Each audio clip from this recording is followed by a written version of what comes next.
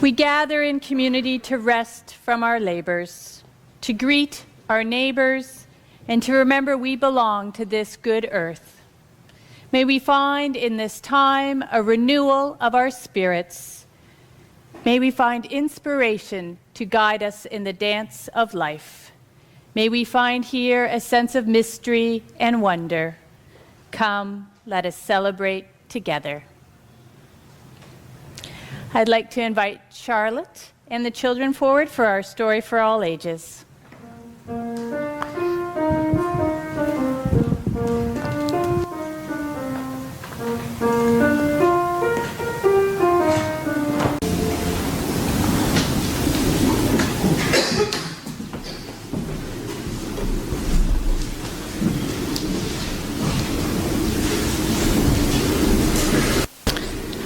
As Charlotte shared in the story, Noah was a man with a mission. God called him to build an ark and fill it with animals and birds and his family.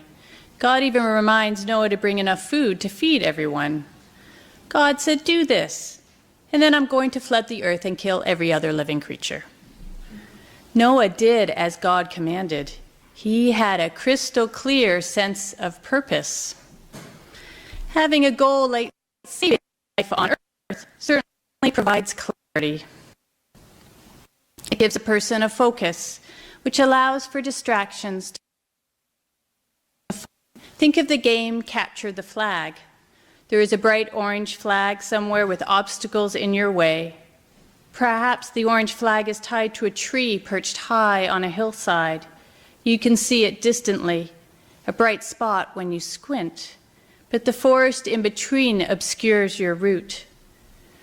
Your goal is to retrieve that flag, and so we work towards it, slowly and steadily, sometimes a few steps backwards, but always with your eyes on gaining the flag. And sometimes there are people trying to stop you too, not with malice, but with your own needs and purposes. Capture the flag can be a long game. And people in business or sports or with professional careers tend to have capture the flag purposes. A clear goal helps people succeed. It helps keep athletes going through painful training. It helps justify long years of education and work in junior positions. It takes determination to achieve that kind of goal. Chris Hadfield was born in Sarnia, Ontario, and he became one of the most beloved astronauts of our generation, delighting millions with his tweets and music from the International Space Station. He made space immediate and real to millions. And while Chris made being commander of the space station look easy, it took most of his life to achieve his goal of soaring into space.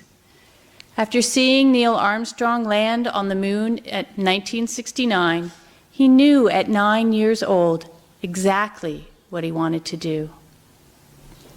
And so Chris began to imagine his life as an astronaut, making many choices based on what he thought an astronaut would do.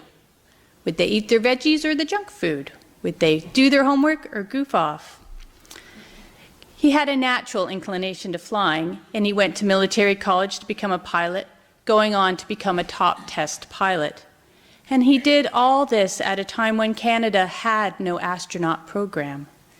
Chris just looked at how people became astronauts in the United States and followed their path, even when he had no hope of success.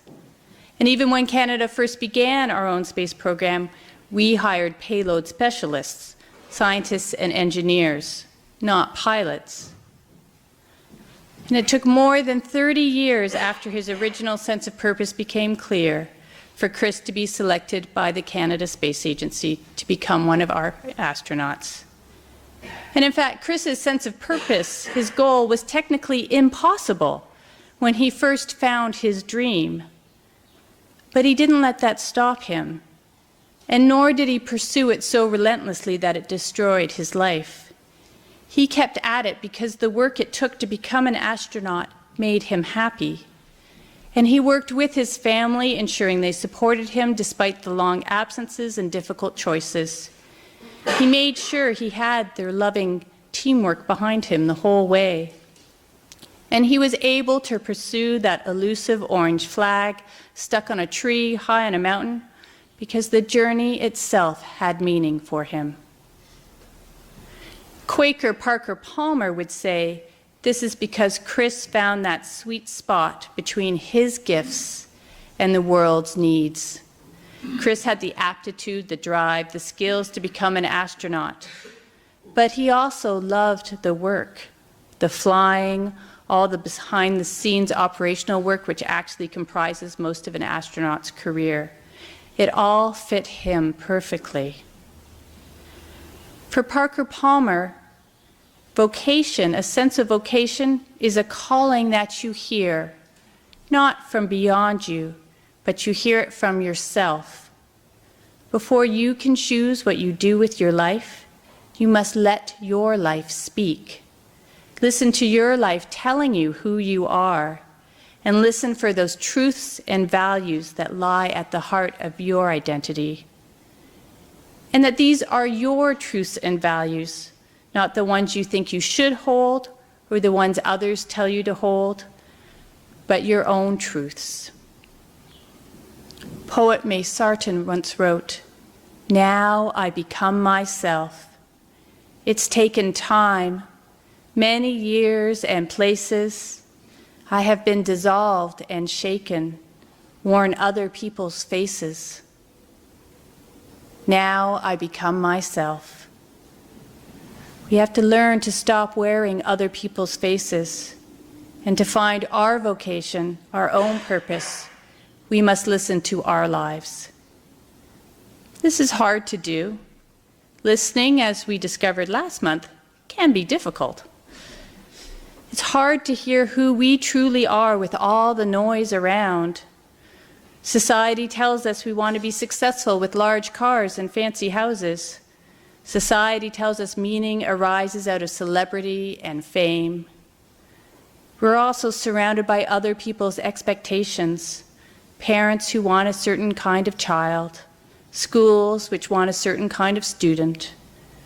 It's very confusing, hard to claim our way of being in the world, particularly for those who are not white, middle class, and financially secure.